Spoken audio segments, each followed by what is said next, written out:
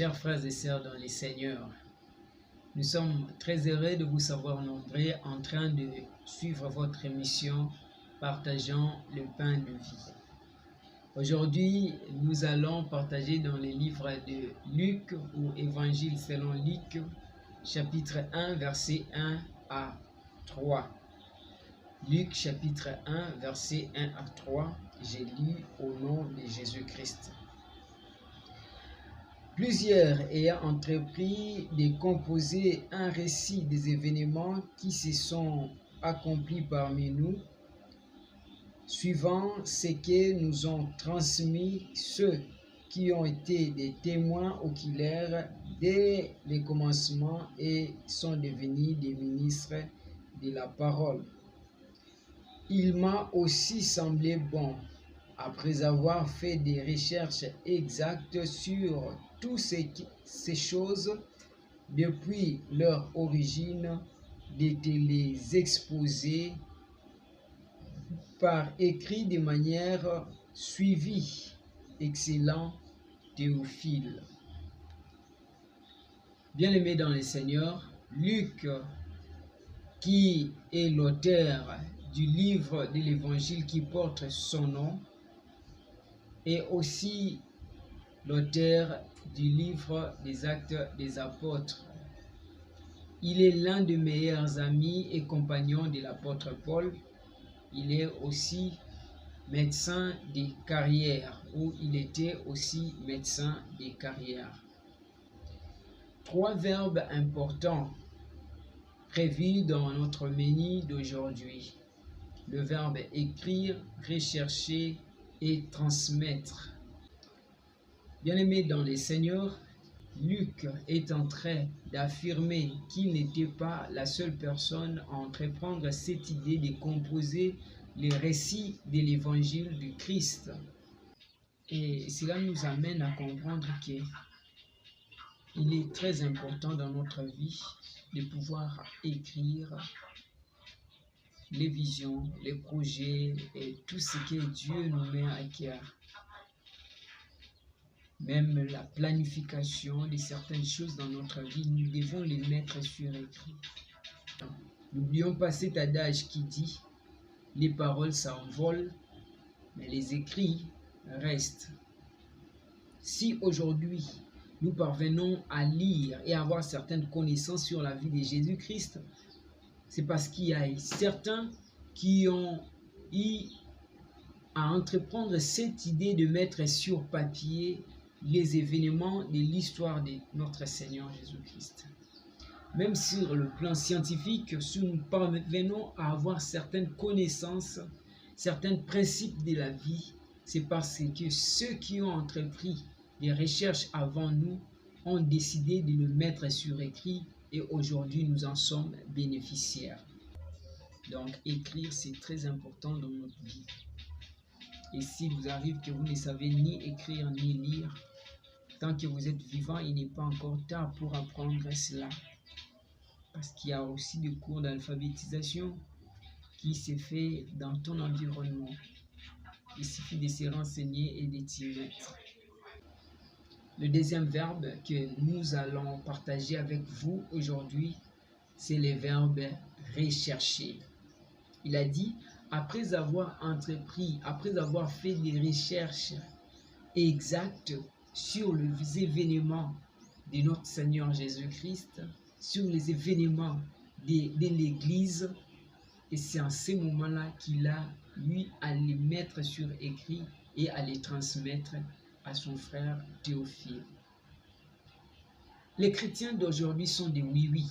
Ils entendent et disent oui, la parole de Dieu c'est oui et amen, c'est tout. Il ne va même pas relire ce qu'on a enseigné, il ne va même pas méditer ni réfléchir à propos de ce qu'on a enseigné, à propos de ce qu'on a prêché, parce que le pasteur prêche bien et ça suffit. Non. Nous devons entreprendre des recherches, de savoir ce qu'il a transmis. Est-ce que ce qui est écrit dans la Bible, est-ce que c'est vrai ce qu'il est en train de dire? Nous devons approfondir notre connaissance sur la parole de Dieu. Dans la Bible, il y a des chrétiens de Béret, ils étaient là en train de suivre les enseignements des apôtres, mais ils avaient aussi les Torahs pour vérifier ce que les apôtres étaient en train de dire, si cela était vrai. Et chaque chrétien, s'il entreprend l'esprit de recherche, il ira de l'avant. Non seulement dans le domaine de la Bible, de la parole de Dieu, mais sur le plan scientifique aussi.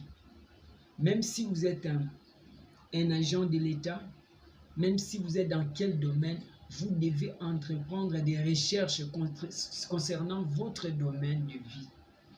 Et cela vous aidera à encaisser des connaissances qui seront pour vous des armes efficaces qui vont vous permettre de bien faire votre travail.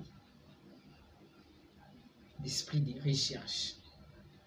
Troisièmement, ou le troisième verbe que nous allons partager avec vous, c'est le verbe transmettre. Transmettre.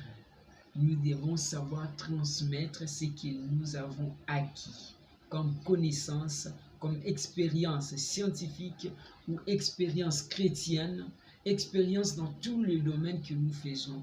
Nous devons savoir les transmettre pour faciliter aussi à ceux qui viennent après nous de pouvoir bénéficier de ce que nous avions appris. Nous devons savoir communiquer nos connaissances dans tous les domaines de la vie. Un jour, j'ai entendu un parent en train de déclarer que les enfants d'aujourd'hui n'ont pas reçu une bonne éducation, ce sont des impolis, tout ça et tout cela. Je me suis dit, eux, à leur époque, ils ont reçu l'éducation qu'il fallait, une bonne éducation. Car ils disaient, quand nous étions, ce n'était pas ainsi. Quand nous étions des enfants, on nous a transmis, mais vous étiez des enfants, vous avez reçu cette bonne éducation. À votre tour, vous n'avez pas transmis à vos enfants ce que vous aviez appris. Vous avez caché cela pour vous. Et les enfants se sont débrouillés. Ils ont eu des informations à la rue, à des personnes inconnues. Et ils ont amené cette éducation. Ils l'appliquent aujourd'hui à la maison et ça ne va pas. Les enfants d'aujourd'hui, les jeunes d'aujourd'hui qui ne savent pas leur origine, ils ne peuvent même pas dire les noms de leurs ancêtres plutôt. Celui qui a engendré son père, celui qui a engendré le père de son père, il ne peut pas les dire parce que cela ne lui a pas été transmis. Vous lui demandez sa province d'origine, il peut en savoir bien sûr, mais les territoires d'origine, il ne sait pas. Mais quelqu'un qui ne sait pas ses origines, comment saura-t-il évoluer dans la vie? Nous devons transmettre ce que nous connaissons. Vous êtes chrétien, vous devez savoir transmettre la parole de Dieu d'abord à vos enfants. Vous êtes dans un domaine quelconque, apprenez vos enfants ce que vous savez et cela leur aidera. Non seulement les enfants biologiques, mais aussi ceux qui vous trouvent comme mentors doivent aussi bénéficier de vos connaissances. N'oublions pas, écrire, rechercher et transmettre. Que Dieu vous bénisse.